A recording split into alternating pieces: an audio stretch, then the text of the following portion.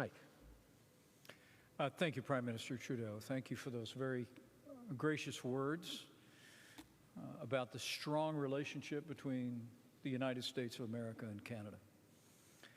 Karen and I couldn't be more grateful for your warm hospitality and the warm welcome of people all across this capital city, and I thank you for that. You've been an attentive host, which is a little bit surprising because, frankly, we thought you'd be a little more preoccupied with tonight's basketball game.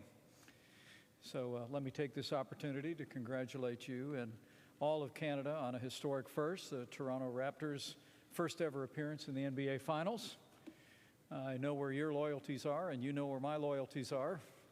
It's going to be a great game and a great playoffs. I will say it was unfortunate that as part of our trade negotiations, we were not able to discuss reacquiring Kawhi Leonard and returning him to the United States, but maybe that can be an issue we take up in the future. Mr. Prime Minister, it's an honor for us to be here today in the beautiful city of Ottawa for my first visit to Canada as Vice President of the United States. I'm honored to be here today on behalf of a friend of yours and a great friend of the Canadian people, President Donald Trump. President Trump asked me to be here today to reaffirm one of the most successful partnerships between any two nations in the world, the partnership between the United States and Canada. As the President said 2 years ago, in his words, our two nations share much more than a border. We share the same values. And as we just discussed, we have our occasional differences, but at our core, both of our nations share a love for freedom. And on that foundation, we're building even greater prosperity in the years ahead. Now, we've made much progress on a wide range of issues over the past 2 years. For the United States and Canada, we know are strongest when we stand together. And Mr. Prime Minister, we meet at a time when the American economy, I'm happy to report, is growing like never before. Under President Trump's leadership, we've cut taxes, rolled back regulations, unleashed American energy, and the results have been extraordinary. And I know they've been felt here in Canada.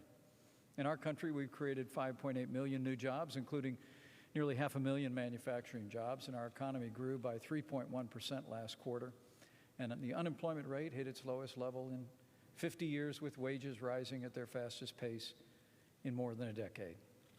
But President Trump also promised that we would turn the page on decades of unfair trade deals that sacrificed our prosperity and too often, in his words, shipped away our companies, our jobs, and our nation's wealth. And that's the reason that brings us together here today and the progress that we have made in renegotiating a trading relationship, an economic relationship between our two nations that will benefit both our countries. Free, fair, and reciprocal trade, we believe, is absolutely vital to both of our nations.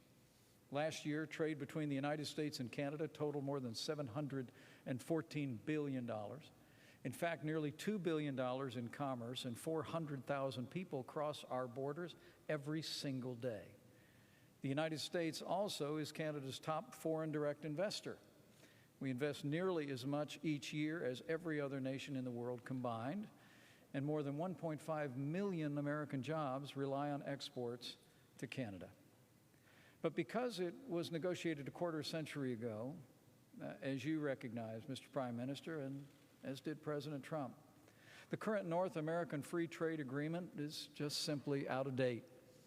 That's why just 4 months into our administration, the President directed our United States Trade Representative to begin talks with Canada and Mexico to renegotiate and replace the North American Free Trade Agreement, and we're well on our way. Mr. Prime Minister, I remember when we spoke about these negotiations early on in our administration. It was at a meeting in Providence, Rhode Island in July of 2017. You spoke about the issue, I spoke about the issue. And when we met again at talks, as talks progressed, and we talked in Lima, Peru during the Summit of the Americas last year, I saw your determination to drive a hard bargain for Canada, just as President Trump was driving a hard bargain for the United States of America. But the President and I are truly grateful. We're truly grateful for your determination to see this agreement reached. It took more than a year of work, but in November of last year, President Trump met with you and President Peña Nieto of Mexico and Argentina, and there the three of you signed what will be for us the largest trade deal in American history. The United States-Mexico-Canada agreement is forged.